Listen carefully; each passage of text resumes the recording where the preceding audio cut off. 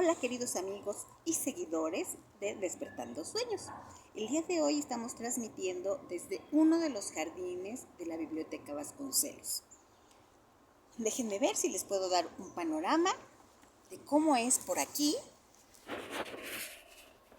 parte de los jardines de la Biblioteca Vasconcelos. Ese edificio gris que se ve al fondo es la biblioteca.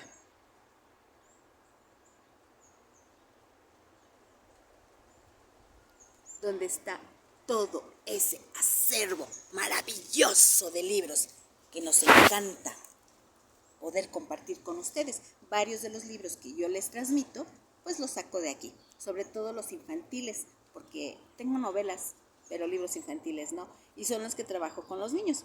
Y bueno, vamos a seguir con nuestro libro, La historia de Ben Leitar. ¿Se acuerdan de él? Estamos en el capítulo 5 y dice así: No lo consigo. Ben maldecía y golpeaba la mesa con sus puños cerrados.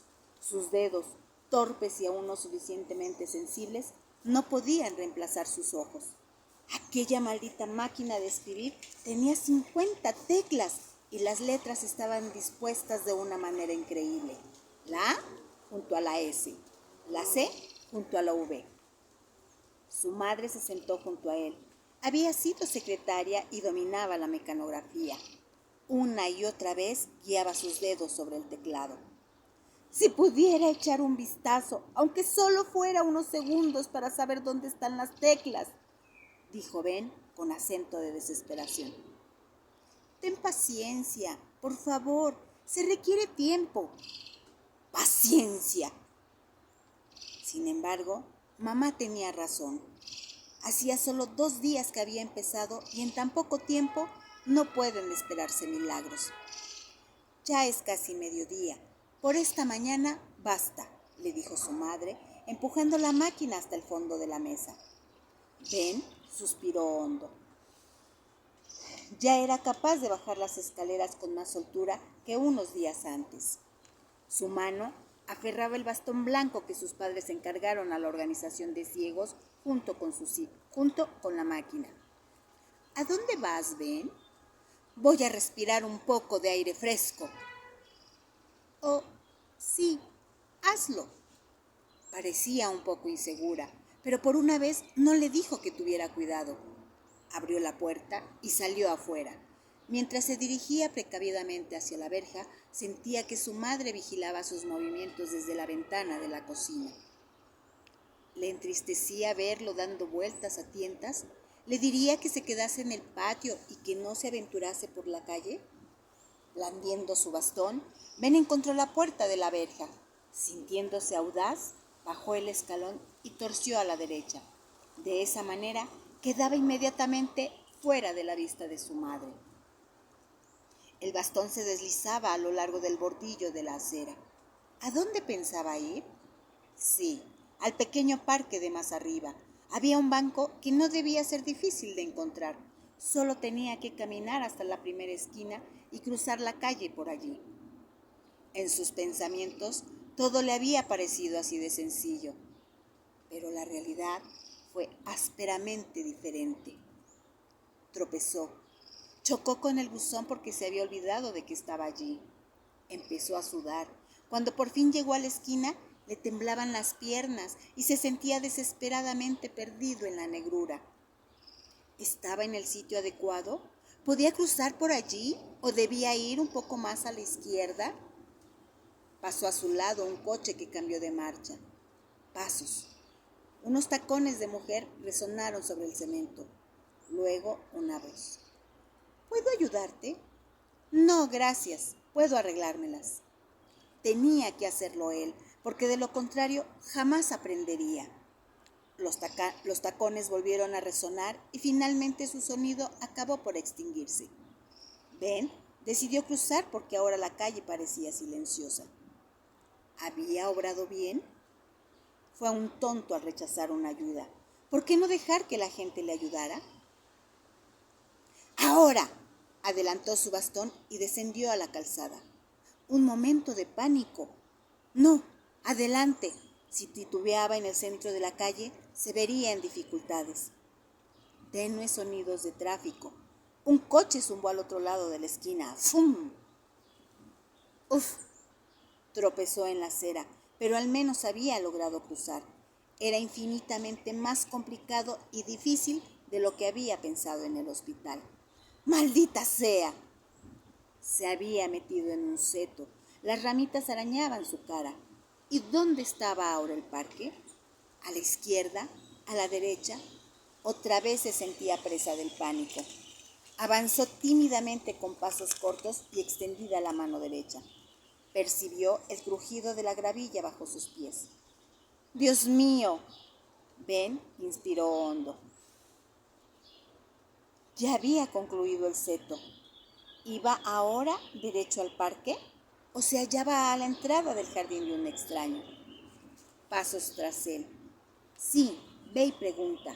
Las personas están para ayudarse unas a otras. ¡Oiga! ¿Qué? Era una voz masculina, titubeante. ¿Estoy en el parque? ¿Cómo? ¿En el parque?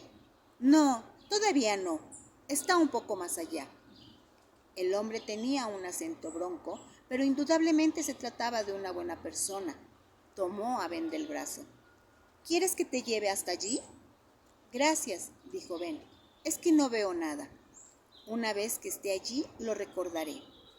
Era estupendo andar al paso normal por un rato y permitir que los músculos se distendieran. Era realmente magnífico. Ya estamos. ¿Quieres que haga algo más por ti? ¿Dónde está el banco? A la derecha del sendero. ¿Quieres ir hasta allí? Ya lo encontraré. Muchísimas gracias. De nada, chico.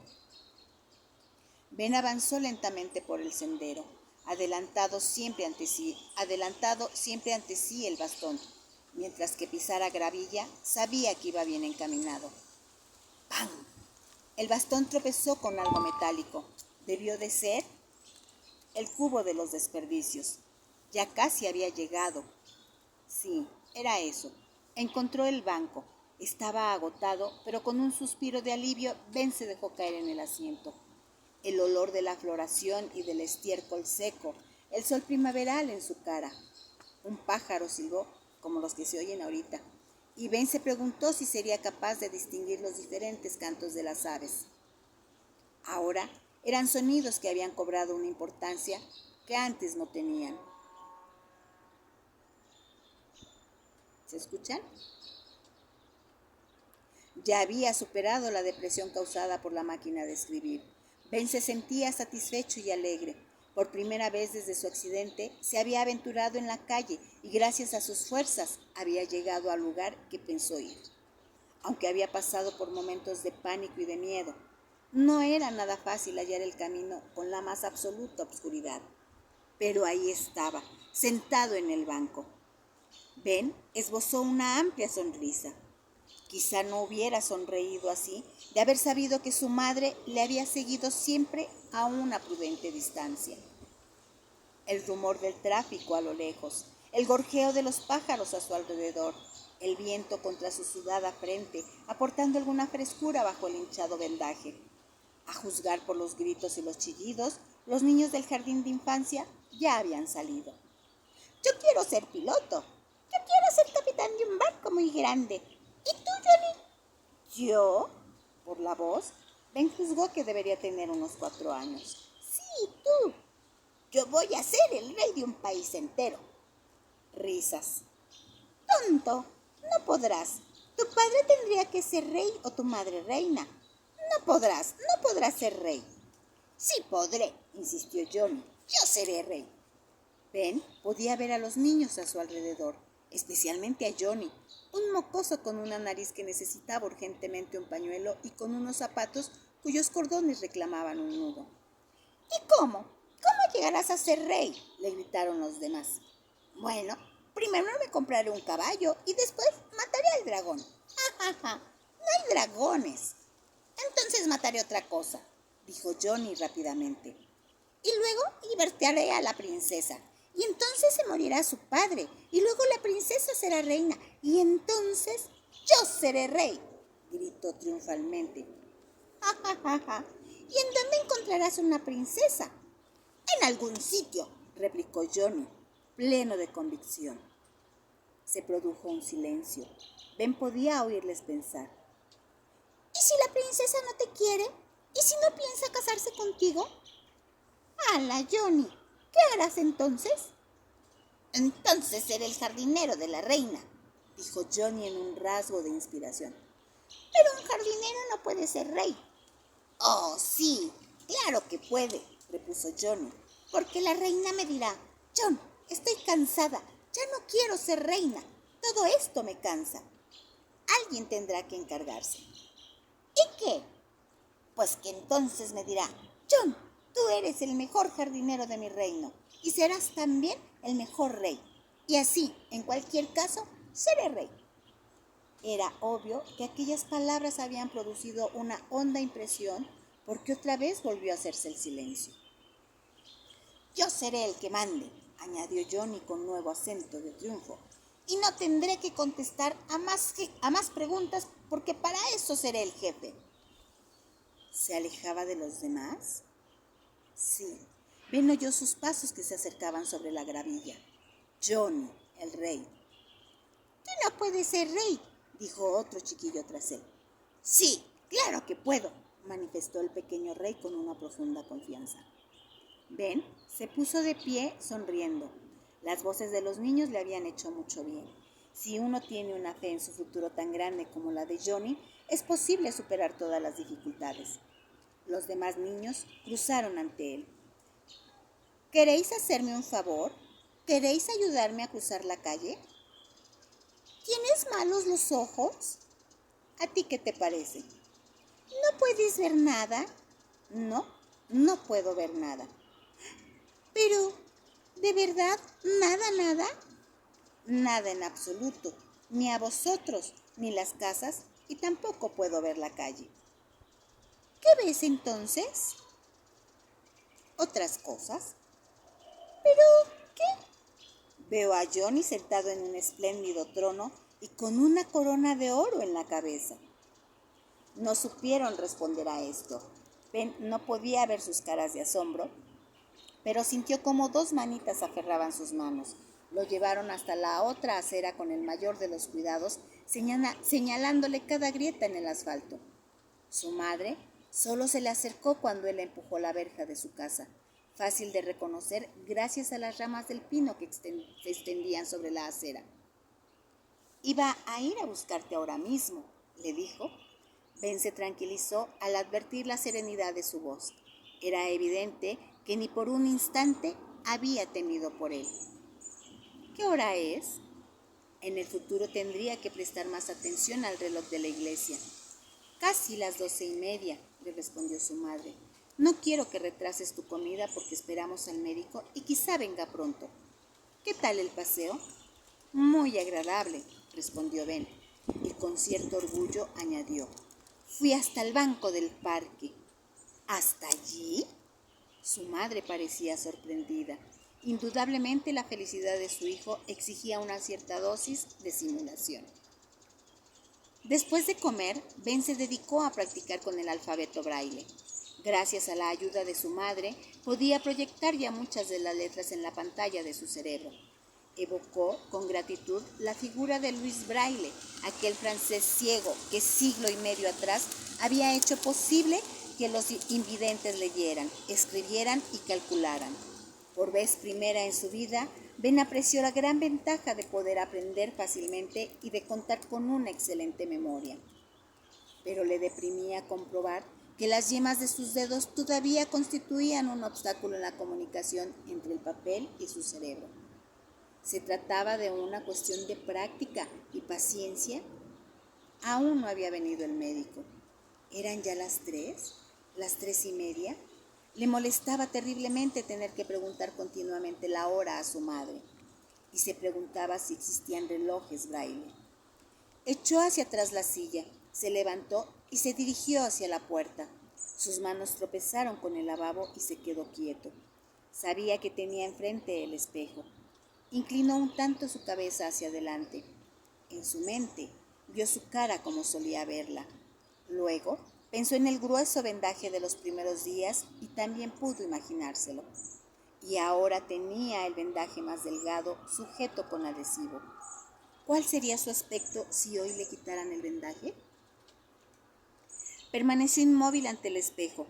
Se esforzó por imaginar cuál sería entonces su apariencia. En primer lugar, vio negros agujeros allí donde estuvieron los ojos. ¿Quedarían ocultos por unos párpados caídos y cubiertos de cicatrices que ocultarían unas delgadas tiras de color blanco? ¡Dios mío! Le sobrevino el miedo a que su imagen resultara repulsiva, a que la gente apartase de él la mirada y sobre todo a la idea de que jamás le miraría a ninguna chica. ¿No sería eso lo peor de todo? Claro está que podría llevar gafas oscuras, pero esas gafas y un bastón blanco evocaban en él la visión de los mendigos ciegos, patéticos y viejos que tantas veces había contemplado arrastrando los pies entre el gentío. No te dejes vencer, le había dicho el estudiante. Ahora que pensaba en él, Ben se sintió un poco avergonzado. ¿Qué eran unos párpados horribles en comparación con la espera de la muerte? Ben suspiró. Fuera lo que fuese, había que aceptarlo. No tenía otro remedio. La puerta de la casa se abrió y volvió a cerrarse. Está arriba. ¿Quieres subir conmigo? Era la voz de su mamá en el piso inferior. Después oyó pasos firmes en el vestíbulo. Había llegado el médico. Ben se estremeció nervioso. Dentro de unos minutos le quitarían el vendaje y lo que hubiese allí debajo, así quedaría para siempre. Y para siempre era un plazo condenadamente largo. Ahora los pasos sonaban en la escalera, una pausa al llegar arriba y el murmullo de la voz de su mamá. Se abrió la puerta de su habitación. «Hola, Ben». «Hola, doctor. Tienes buen aspecto. Te ha vuelto el color a las mejillas». «¿Me va a quitar el vendaje? Ya veremos». Depositó el maletín sobre la mesa. Oyó correr el agua. El médico se lavaba las manos bajo el grifo. «Le traeré una toalla limpia». Mamá salió de la habitación y regresó al instante. «Aquí la tiene». «Gracias». Ben tragó saliva. Ahora tenía que suceder. El médico abrió su maletín y colocó el instrumental sobre la mesa. Qué despacio transcurría el tiempo. Era como una película en cámara lenta. El médico destapó una botella que despedía un olor muy fuerte. «Siéntate aquí un minuto». Acercaron una silla a la ventana. Mamá la empujó suavemente hasta allí. «Echa la cabeza hacia atrás, Ben». «Sí, así». La fría mano del médico en su cara, guata húmeda sobre el emplasto, un olor desagradable en la habitación. Sí, ahora los dedos estaban retirando el vendaje, pero se le habían adherido algunos pelos de las cejas y sintió unas punzadas de dolor cuando se soltaron. «Ajá», murmuró el médico. Eso podía significar cualquier cosa, y Ben retuvo la respiración. Tenía que estar atento a la reacción de su madre. Si sollozaba o decía algo con voz trémula, significaría que la lesión era grave. ¿O es que estaba de pie tras él y no había visto nada? ¡Ajá! Unos dedos fríos tiraron de su ceja derecha. Ben ya no pudo permanecer callado más tiempo. ¿Y qué? En esas dos breves palabras se resumían largas semanas de miedo. Las heridas van muy bien. Mamá se movió. Ben sintió en su hombro su mano nerviosa cuando se inclinó sobre él y luego su voz. ¡Ay, sí! Solo dos palabras, pero parecían expresar alivio. ¿Qué tal está? Muy bien, chico, dijo el médico. Me gusta. Las cicatrices todavía no han cerrado, pero será cosa de tiempo. ¿Y cómo? ¿Tienen un aspecto horrible? Claro que no, replicó el médico, zanjando la cuestión. ¿De verdad que no, mamá? Casi dolorosamente, Ben anhelaba una certidumbre absoluta. No, de verdad que no. Su madre luchaba para que no le brotaran las lágrimas, por no volver a ver jamás los ojos de su hijo, y se mordió un labio. No, de verdad que no es horrible. ¿Cómo está entonces? ¿Cómo tengo ahora exactamente la cara? Bueno, tienes el aspecto de alguien con los ojos cerrados, algo muy corriente. Pero, ¿no resulta repulsivo? Claro que no, replicó el médico riéndose. ¿O crees que somos unos chapuceros los que trabajamos en el hospital? No, no quería decir eso, pero créeme, Ben, las heridas han curado muy bien y dentro de cierto tiempo ahí no quedará nada. ¿Y no tendré que llevar gafas negras?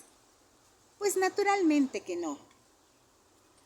Ay, gracias a Dios, murmuró Ben, y toda la tensión que le había atenazado cedió de repente, dando paso a un sentimiento de serenidad y gratitud.